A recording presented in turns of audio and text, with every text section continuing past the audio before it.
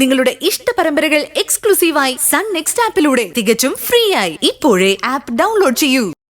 എന്തിനാ ഈ വരവ് അത് പറ.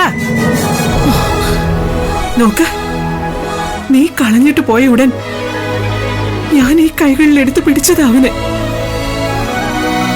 ഇക്കാലം അത്രയും കണ്ണേ കരളേന്നും പറഞ്ഞു വളർത്തിയതാ. എന്താ നീ കരുതിയിരിക്കുന്നത്? നിസ്സാരമായിട്ട് എന്റെ കയ്യിൽ നിന്ന് അവനെങ്ങ് തട്ടിപ്പറിച്ചെടുക്കാന്നോ?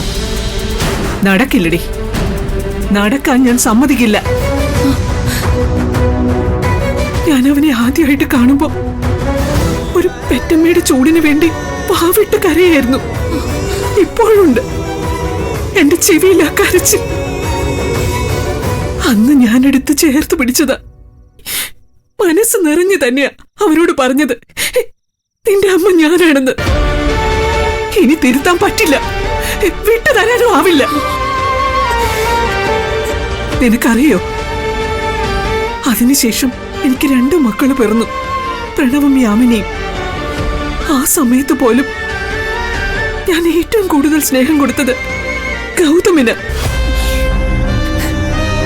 അവന് മാത്ര,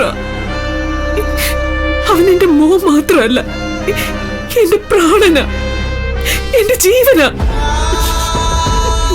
അതിന്റെ പങ്കുപറ്റാൻ ആരെയും ഞാൻ അനുവദിക്കില്ല. പെറ്റമ്മ എന്ന ഒരു അവകാശവും ഞാൻ വിട്ടു തരില്ല.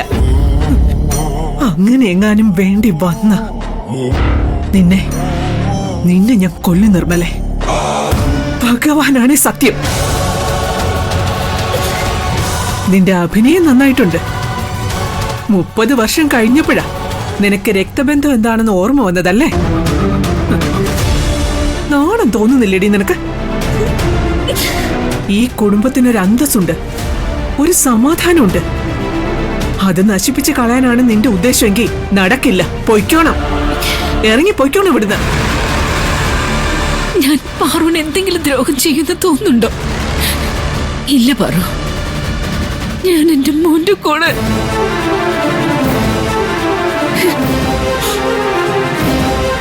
ഗൗതമിന്റെ കൂടെ കുറച്ചു നാളൊന്ന് ജീവിച്ച മാത്രം മതി എനിക്ക്.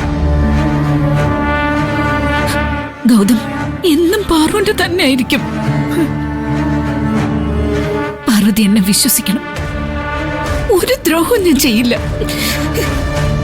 എനിക്കെന്റെ മകനെ, അല്ല നിന്റെ മകനെ ഒന്ന് കണ്ടുകൊണ്ടിരുന്ന മാത്രം മതി.